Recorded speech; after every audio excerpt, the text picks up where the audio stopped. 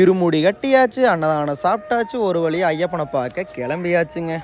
எப்பயுமே வருஷம் 40-45 சாமிகள் போவாங்க. அதனால் 2 ட்ராவல்ஸ் எடுப்போம். அதில் ஒன்று வந்து கம்பல்சரி ஜேகே ஹாலிடேஸ் இருக்கும். அடுத்து பார்த்திங்கன்னா ஸ்ரீசக்தி. இந்த 2 பஸ்ஸுக்கும் நாங்கள் வந்து பூஜையை பண்ணிவிட்டு வெற்றிகரமாக கிளம்பியாச்சுங்க ஐயப்பனை பார்க்குறதுக்கு. எப்பயுமே இங்கே பார்த்தீங்கன்னா ஜேகே ஹாலிடேஸ், ஸ்ரீசக்தி, பானு, ஸ்ரீசஷ்டி அப்படின்னு சொல்லி ஒரு 4-5 ட்ராவல்ஸ் இருக்குங்க. அவங்கள தான் நாங்கள் எப்பயுமே கூட்டிகிட்டு போவோம். அதுபோல் உங்கள் ஊரில் வந்து ஃபேமஸான ட்ராவல்ஸ் கம்பெனி எதனா இருந்ததுன்னா கமெண்டில் பிங் பண்ணுங்கள். குரூப்பாக நம்ம எங்கே போனாலும் சரிங்க, பஸ்ஸோ ட்ராவல்ஸோ காரோ, அதில் நம்ம பெஸ்ட்டாக எதிர்பார்க்குற ஒரே விஷயம் என்னென்னா அந்த ஸ்பீக்கர் தாங்க. அந்த பாட்டு போட்டுட்டு வைப் பண்ணிட்டு போகிற ஒரு மொமெண்ட் தான்.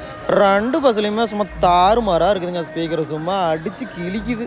போடு வைப்பை போடு, இது நல்லா இருக்குது அப்படின்னு சொல்லிட்டு எருமேலி வரைக்கும் வந்துட்டோம். பார்த்தா கூட்டம் கம்மியாக தான் இருக்குது போல இருக்குங்க. எப்படி சீக்கிரம் சாமி பார்த்தலான்னு நினைக்கிறேன். சரி குயிக்காக போயிட்டு கலர் கோலப்பொடி, சரங்கொத்தி, அப்புறம் கத்தி எல்லாம் வாங்கிட்டு அப்படியே எல்லாரும் முதுகில் அங்கே இங்கே பூசிட்டு, இவங்க எங்கள் குட்டி கன்னிச்சாமி, இவங்க முறையாக வந்திருக்காங்க, அவங்களுக்கும் பூசிட்டு எல்லாமே பூசிட்டு பேட்டதுள்ள ஆரம்பமாயிட்டோங்க.